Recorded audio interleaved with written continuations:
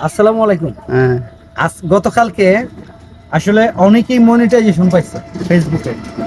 আমরা যতদূর জানি আগস্টের ৩১ তারিখ পর্যন্ত বেশ কিছু ঢালাওভাবেই মনিটাইজেশন দিছে।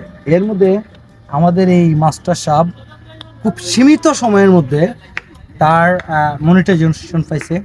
আমরা চাই এই আইডিটা নিয়ে সে সামনে এগিয়ে যাক এবং সার্বিক সহযোগিতা করার জন্য যা যা করতে হয় আমরা করব।